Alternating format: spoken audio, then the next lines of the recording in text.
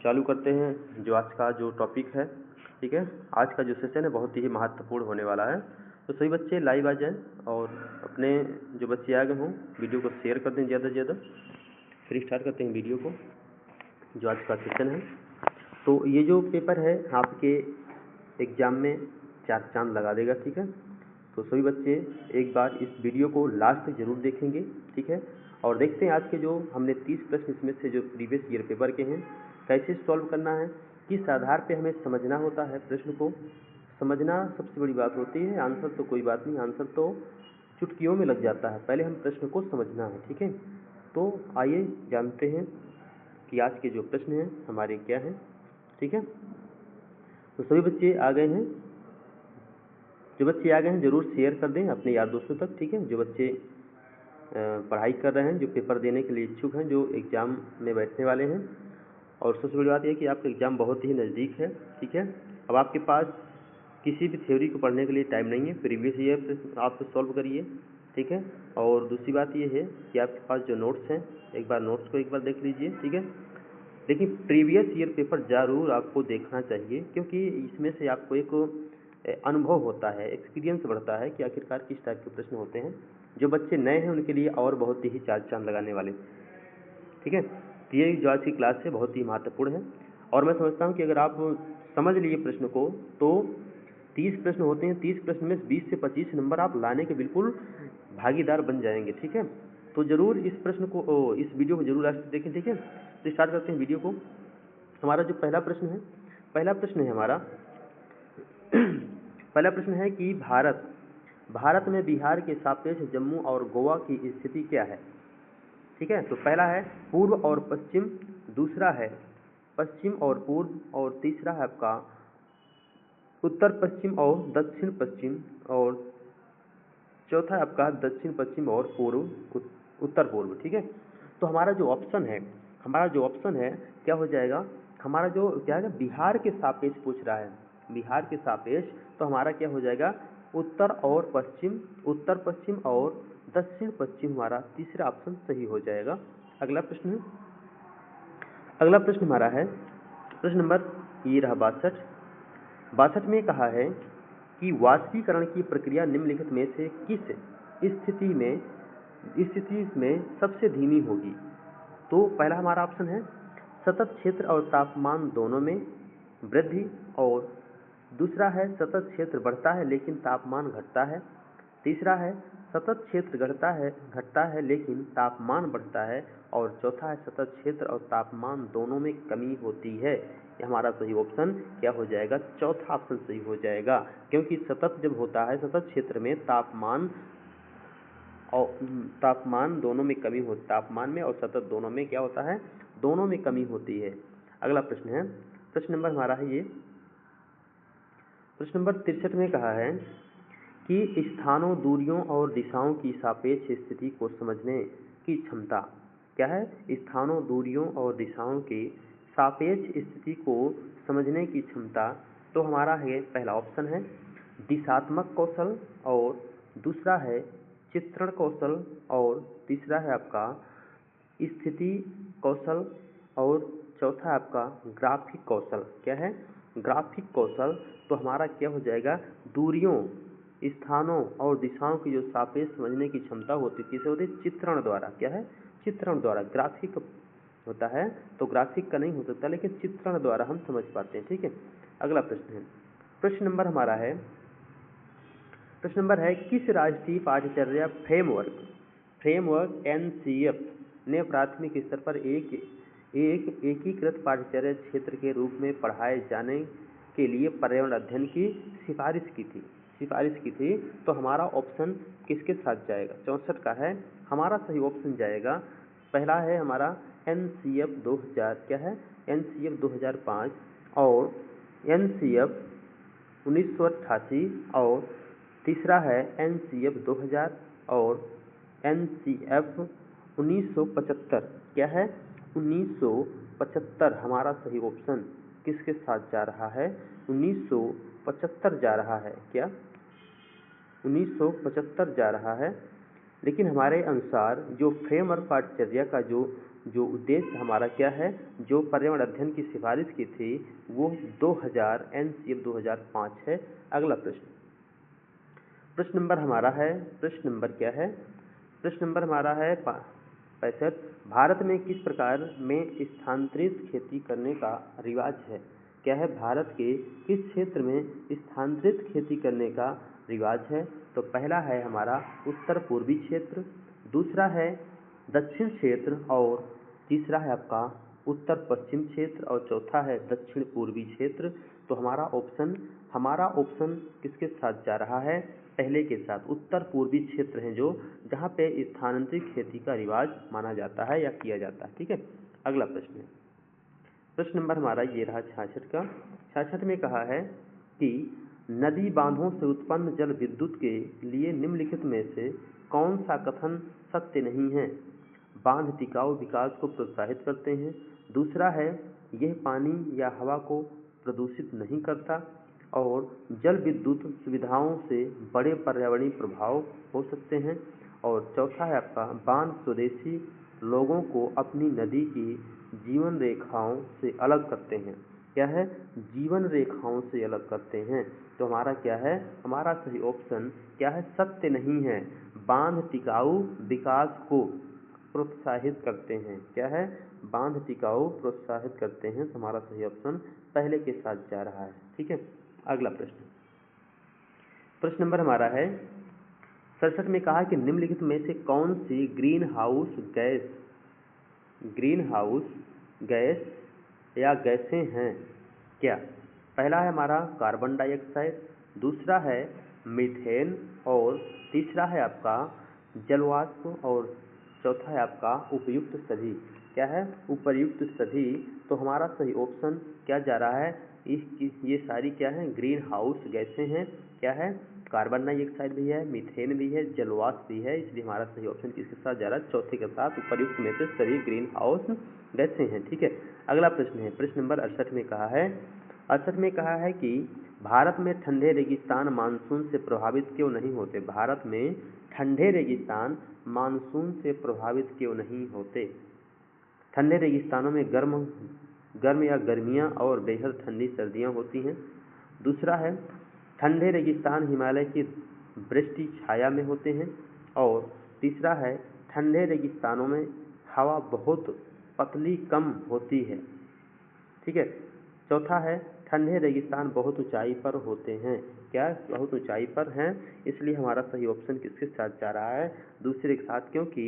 दूसरे के साथ जा रहा है क्योंकि ठंडे रेगिस्तान हिमालय की जो वृष्टि यानी छाया होती है, वृष्टि छाया में होते हैं। अगला प्रश्न, प्रश्न नंबर हमारा है क्या है, प्रश्न नंबर हमारा है 69 है।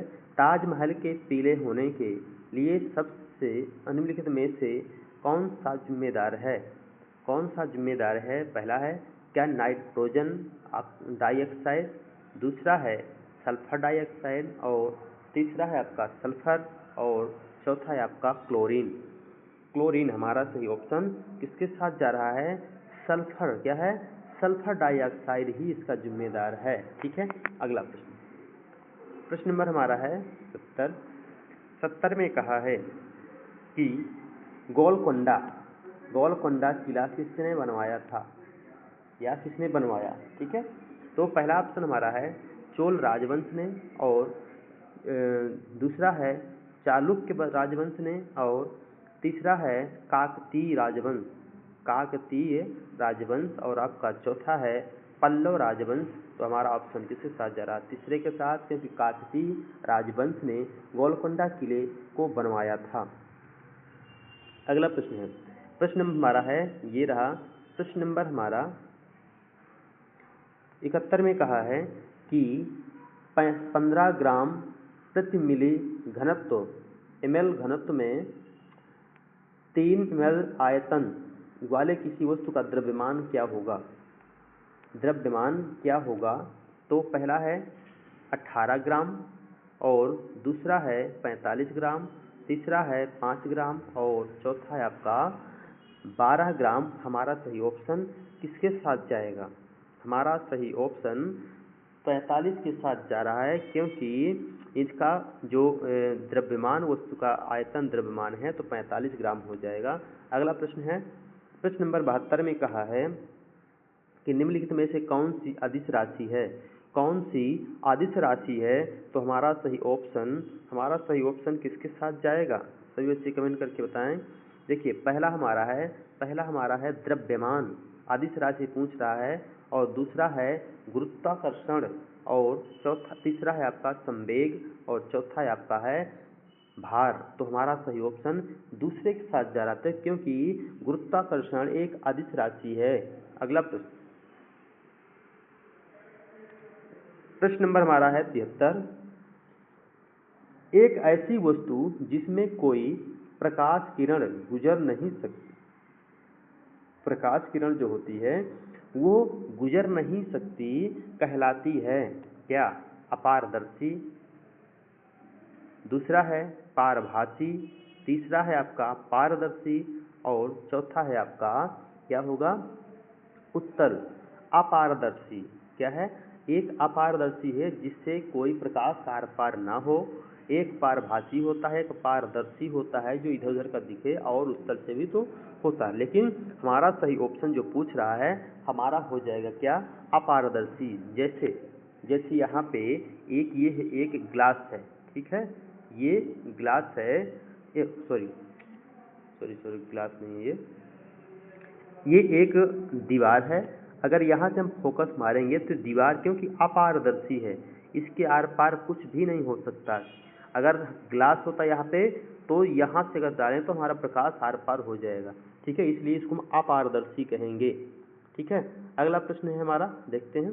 ठीक है, तो हमारा जो है इसमें क्या हो जाएगा, इसमें है एक ऐसी वस्तु जिसमें कोई प्रकाश किरण नहीं गुजर सकती, नहीं अपारदर्शी, जिससे आर पार ना हो सके। हमारा सही ऑप्शन पहला हो जाएगा। अगला प्रश्न है, प्रश्न नंबर हमारा ये 74 में कहा है कि पृथ्वी की सतह पर किसी वस्तु का भार क्या होगा। पृथ्वी की सतह पर किसी वस्तु का भार क्या होगा जिसका द्रव्यमान चंद्रमा की सतह पर 10 ग्राम है। तो पहला हमारा है 60 ग्राम, दूसरा है 10 ग्राम, तीसरा है 60 N और नाइट्रोजन, और चौथा है आपका होगा 10 नाइट्रोजन। ठीक है, तो हमारा सही ऑप्शन क्या हो जाएगा, हमारा सही ऑप्शन क्या हो जाएगा, हमारा सही ऑप्शन किसके साथ जा रहा है, सभी बच्चे कमेंट करके बताएं। क्योंकि इसमें से 10 ग्राम 60 ग्राम लगभग कितना हो जाएगा, द्रव्यमान चंद्रमा की सतह से, शायद है कि पहला मेरे हिसाब से हो रहा है, क्योंकि अभी इसमें क्योंकि 60 N और GN, चलिए पहला ऑप्शन हो रहा हमारा। ठीक है, अगला प्रश्न नंबर हमारा है एक विलेय का अपघटन दर डॉट पर निर्भर करता है। विलेय, ठीक है, तो पहला हमारा है क्या, दाब पर निर्भर करता है, या तापमान पर, या तीसरा हमारा है सतह क्षेत्र पर, और चौथा है भार पर। तो हमारा ऑप्शन किसके साथ जाएगा, हमारा सही ऑप्शन किसके साथ जा रहा है, एक विलेय का विघटन दर डॉट पर निर्भर करता है, किस पर, सतत क्षेत्र पर। क्या है, सतत क्षेत्र पर निर्भर करता है। हमारा तीसरा ऑप्शन सही हो जाएगा।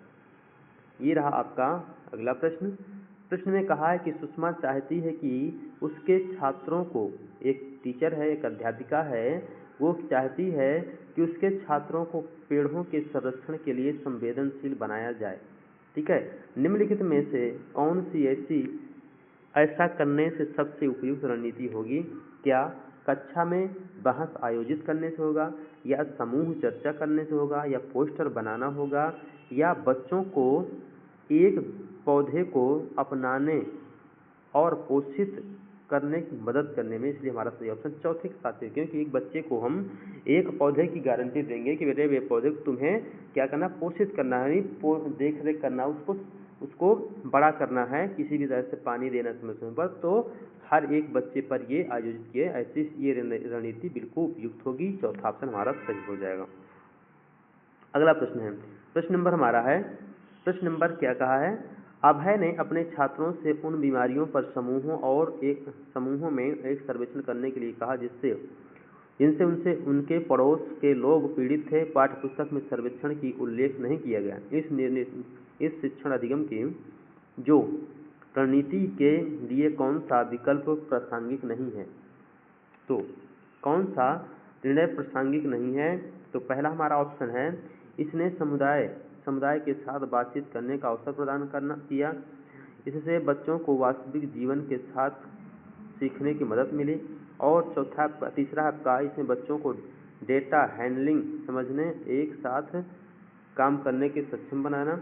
और चौथे में कहा है कि इससे समुदाय को उन बीमारियों को समझने में मदद मिली जिनसे वो पीड़ित थे। तो हमारा ऑप्शन जो है, हमारा सही ऑप्शन चौथे के साथ चला जाएगा, क्योंकि इससे क्या है, इससे उनको जो बच्चे ने अधिगम शिक्षण की रणनीति जो अपनाई थी वो कौन सा विकल्प प्रासंगिक नहीं है। इससे समुदाय के उन बीमारियों को समझने में मदद मिली, उनसे पीड़ित थे, जो पीड़ित थे। तो हमारा ऑप्शन इसके साथ सही हो जाएगा। ठीक है, अगला प्रश्न है, प्रश्न नंबर हमारा है, बहुत बड़ा प्रश्न है ये। आपातकालीन परिस्थितियों के बारे में बात करने के लिए प्रिया ने बच्चों के अनुभव पूछे। जब कभी आपात स्थिति का सामना करना पड़ा। बच्चों ने आग, बिजली के झटके और सड़क दुर्घटनाओं के साथ अपने अनुभव सुनाए। उन्होंने प्रश्न पूछे कि मौजूदा समझ का आकलन किया और समाचार पत्रों से सड़क सुरक्षा विज्ञापनों जैसे संसाधनों का उपयोग करके सुरक्षा पहलुओं और चर्चा की और क्रमशः आग और बिजली के झटके पर सुरक्षा निर्देशों पर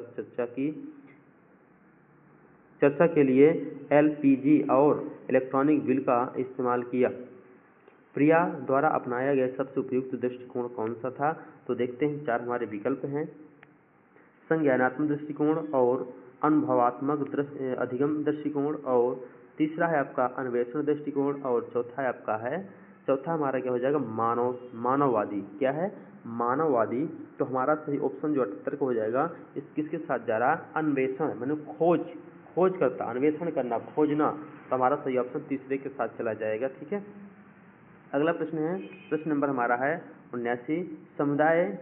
समुदाय एक महत्वपूर्ण शिक्षण और अधिगम संसाधन है क्योंकि यह सस्ता और सुलभ है। दूसरा है, बुजुर्ग लोग बुद्धिमान हैं और उनके पास समय है।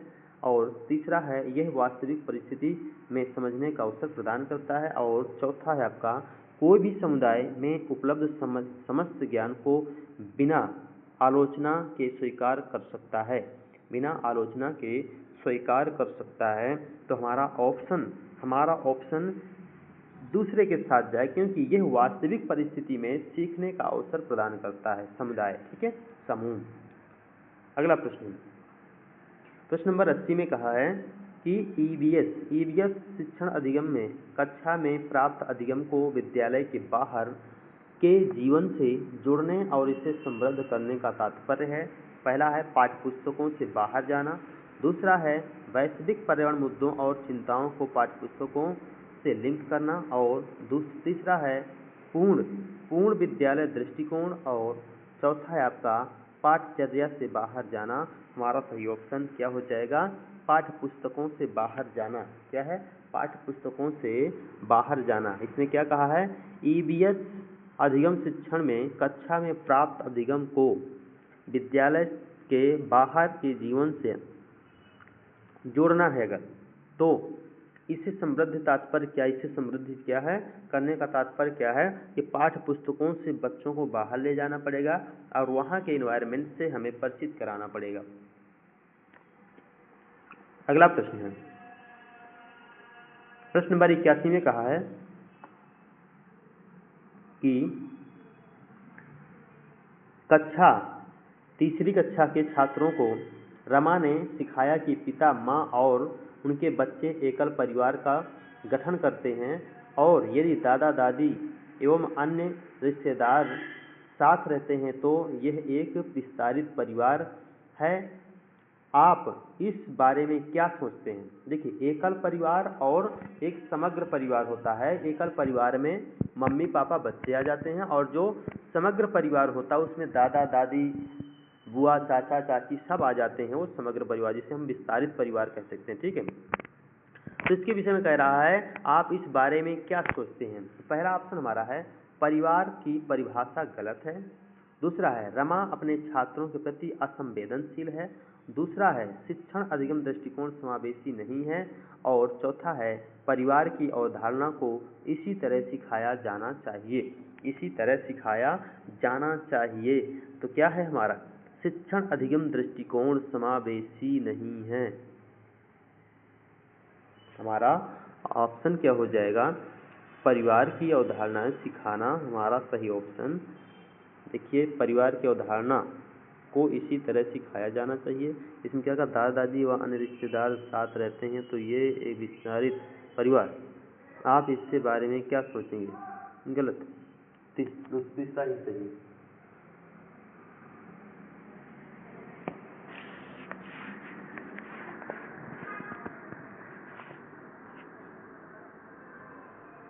हमारा जो ऑप्शन है क्या है, हमारा सही ऑप्शन हो जाएगा तीसरा, अधिगम शिक्षण दृष्टिकोण समावेशी नहीं है। ठीक है, अगला प्रश्न, प्रश्न नंबर हमारा है 82 में कहा है कि निम्नलिखित में से कौन सी ईवीएस कक्षा में गतिविधि है, गतिविधियां हैं, गतिविधि या गतिविधियां हैं। तो हमारा पहला ऑप्शन है कि चित्र पढ़ना, दूसरा है फील्ड भ्रमण करना, और तीसरा है श्याम पट्ट का उपयोग करना। उपयुक्त में से सभी। हमारा सही ऑप्शन क्या हो जाएगा, सभी हो जाएगा, क्योंकि चित्र पर पढ़ना भी और फील्ड भ्रमण करना, ठीक है, और श्याम पट्ट का उपयोग भी करना है, इसलिए हमारा चौथा ऑप्शन सही हो जाएगा। अगला प्रश्न है, प्रश्न नंबर हमारा क्या है, प्रश्न नंबर हमारा है 83, पर्यावरण अध्ययन पाठ्यक्रम बच्चों की समग्र शिक्षा का कारण बन सकता है यदि यह है कि एकीकृत, दूसरा है समावेशी, और तीसरा है आपका विषयगत। उपयुक्त में से सभी। हमारा सही ऑप्शन चौथा ये भी सही हो जाएगा। ये सभी होना अनिवार्य है और होना चाहिए। अगला प्रश्न है, प्रश्न नंबर 84 में कहा है, प्रश्न नंबर 84 में कहा है कि ईवीएस पाठ्यपुस्तक में सपेरों पर एक अध्याय है, इसका उद्देश्य बच्चों को जागरूक करना है या संवेदनशील बनाना है। तो पहला है कि यह अवैध कार्य है। दूसरा है सपेरों के लिए, क्योंकि बच्चे इन दिनों अक्सर उन्हें नहीं देखते। दूसरा है किसी सपेरे या सांपों को नुकसान नहीं पहुंचाए और उन्हें अपनी आजीविका से वंचित रहने से पहले विकल्पों का प्रदान करने की आवश्यकता है। और चौथा आपका है, चौथे में कहा है कि पशुपालन आजीविका का अच्छा स्रोत है। तो हमारा ऑप्शन जो है, हमारा सही ऑप्शन जो है किसके साथ जाएगा, तीसरे के साथ जा रहा है कि सपेरे सांपों को नुकसान नहीं पहुंचाएं। ठीक है, क्योंकि जो सांप होते हैं हमारे इन्वायरमेंट के लिए बहुत ही महत्वपूर्ण होते हैं, बहुत ही हमारे एक सहयोगी होते हैं, इसलिए उनकी आजीविका से वंचित करने के लिए पहले विकल्पों का प्रदान करें। ठीक है, विकल्पों को प्रदान करने की आवश्यकता है। ठीक है, अगला प्रश्न, प्रश्न नंबर हमारा है क्या, प्रश्न नंबर है हमारा 85 में विद्यालय में मिड डे मील के समय के लिए कौन सा सबसे प्रासंगिक है। पहला है शिक्षण अधिगम के साथ इसका कोई लेन देन नहीं है। दूसरा है यह ईवीएस शिक्षण अधिगम के लिए एक अच्छा शिक्षण अधिगम का अवसर है, और यह उन बच्चों के लिए है जो विद्यालय में खाली पेट आते हैं। ये शिक्षण अधिगम के बहुत ही मूल्यवान समय को बर्बाद करता है। तो हमारा क्या है, यह ईवीएस शिक्षण अधिगम के लिए अच्छा प्रशिक्षण अधिगम का अवसर है, और इसमें लेन देन की बात यहाँ पे आता है, हमारा तीसरा ऑप्शन सही हो जाएगा। क्या है, तीसरा ऑप्शन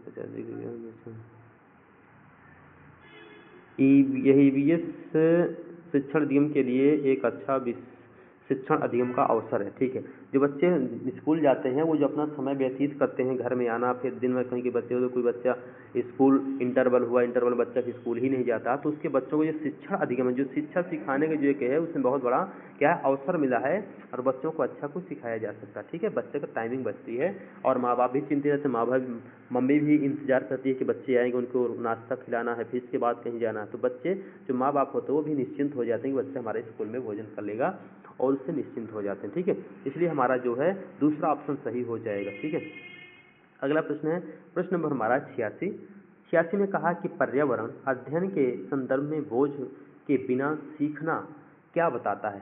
बोझ के बिना सीखना क्या बताता है। तो पहला हमारा है स्कूल बैग का कम वजन, स्कूल का जो बैग है उसका जो कम वजन है उसको करना। दूसरा है ईवीएस पाठ्यपुस्तकों में अध्याय या अध्यायों को कम संख्या। और तीसरा है अवबोध का भार कम करने की जरूरत है। चौथा है आपका ईवीएस पाठ्यक्रम को आधा कम करने की जरूरत है। तो हमारा ऑप्शन क्या है, हमारा सही ऑप्शन क्या है, तीसरा सही हो जाएगा, अवबोध का भार कम करने की जरूरत है। क्योंकि जो बच्चे होते हैं प्राइमरी लेवल के वो अबोध ही होते हैं, ज़्यादा उनके पास वो भार क्षमता नहीं होती कि उनका बैग बहुत ज़्यादा भर दिया जाए और उनके ऊपर इतना बड़ा भार लाद दिया जाए, तो ऐसा संभव नहीं। इसलिए अबोध का भार कम करने की जरूरत है। हमारा ऑप्शन तीसरा सही हो जाएगा। प्रश्न नंबर 87 में कहा है कि ईवीएस कक्षा में समूह में सीखने का क्या उद्देश्य है। पहला है लड़के और लड़कियां अलग अलग सीख सकते हैं। दूसरा है कम और उच्च प्रदर्शन करने वाले छात्रों को अलग करना और उपचारात्मक शिक्षण देना। तीसरा है सहयोग के मूल्यों को लागू करने और एक साथ काम करने के लिए प्रत्येक बच्चे को सक्रिय रूप से भाग लेने और सीखने में सक्षम बनाना। तीसरा है छात्रों को आसानी से प्रतिबिंबित करना और वर्कलोड को कम करना। तो हमारा जो ऑप्शन है किसके साथ जा रहा है, तीसरे के साथ, क्योंकि सहयोग के मूल्यों को लागू करने और एक साथ काम करने के लिए प्रत्येक बच्चे को सक्रिय रूप से भाग लेने और सीखने में सक्षम बनाना। हमारा सही ऑप्शन तीसरा सही हो जाएगा। ये रहा आपका प्रश्न नंबर 88। प्रश्न नंबर 88 में कहा है कि बाला का पूरा नाम क्या है। बाला का पूरा नाम क्या है। तो हमारा है मस्तिष्क सहायता प्राप्त अधिगम असाइनमेंट, क्या है असाइनमेंट। और दूसरा है अधिगम सहायक के रूप में ब्रेल। और तीसरा है अधिगम सहायक के रूप में बिल्डिंग। और चौथा है आपका ब्रेल सहायता प्राप्त अधिगम आकलन। तो हमारा ऑप्शन क्या हो जाएगा, अधिगम सहायक के रूप में बिल्डिंग, क्या है बिल्डिंग। हमारा सही ऑप्शन तीसरा सही हो जाएगा। ये रहा आपका अगला प्रश्न। प्रश्न नंबर इसमें कहा है कि वैकल्पिक ढांचे का क्या अर्थ है। वैकल्पिक ढांचे का क्या अर्थ है। सभी बच्चों से एक बार रिक्वेस्ट करेंगे, जो बच्चे हमसे जुड़े हैं तो चैनल को जरूर सब्सक्राइब कर लें और शेयर कर दें। सभी बच्चों को लाइक कमेंट जरूर करते रहें। सभी बच्चे लाइक कमेंट जरूर करें कि आप इस वीडियो को कहाँ तक देख पा रहे हैं, कहाँ पर समझ पा रहे हैं, और आपका कमेंट हमारे लिए एक मोटिवेशन का काम करता है। ठीक है, तो सभी बच्चे कमेंट जरूर करें। ठीक है, तो हमारा प्रश्न है वैकल्पिक ढांचे का क्या अर्थ है। तो पहला ऑप्शन है कि विभिन्न भौतिक घटनाओं का पाठ्यपुस्तक स्पष्टीकरण। और दूसरा है विचार जो अवधारणाओं के औपचारिक रूप से, क्या है औपचारिकताएं जो होती हैं औपचारिक रूप से स्वीकृत, क्या है स्वीकृत स्पष्टीकरण के से अलग है। और दूसरा है वर्तमान में वैज्ञानिकों और सामाजिक वैज्ञानिकों द्वारा आयोजित विचार। और चौथा है आपका सभी विचार जो दृढ़ता से बच्चों द्वारा अर्जित किए जाते हैं, दृढ़ता से बच्चों द्वारा अर्जित किए जाते हैं। तो हमारा सही ऑप्शन किसके साथ चला जाएगा, विचार जो अवधारणाओं के औपचारिक रूप से स्वीकृत स्पष्टीकरण अलग है, क्या है स्पष्टीकरण क्या है अलग है। तो हमारा सही ऑप्शन दूसरे के साथ चला जाएगा। ठीक है, अगला प्रश्न ये रहा आपका लास्ट प्रश्न। सभी बच्चे इस प्रश्न को कमेंट करके बताएं कि इसका सही ऑप्शन किसके साथ जाएगा। सभी बच्चे बताना है। देखिए प्रश्न क्या है हमारा है, महिलाएं पुरुषों की तुलना में कमजोर हैं। यह एक डॉट है, क्या मिथक है। दूसरा है वैज्ञानिक तथ्य है। दूसरा है रूढ़बद्ध धारणा है। और चौथा है आपका अंधविश्वास है। अब जहां पुरुष और महिला में किसी चीज का भेदभाव किया जाए वो क्या कहलाता है, वो एक पाखंड है या रूढ़वाद है, क्या है। हमारा सही ऑप्शन किसके साथ जाएगा, सभी बच्चे कमेंट करके बताएं। तो मिलते हैं अगले वीडियो के साथ। जय हिंद, जय भारत।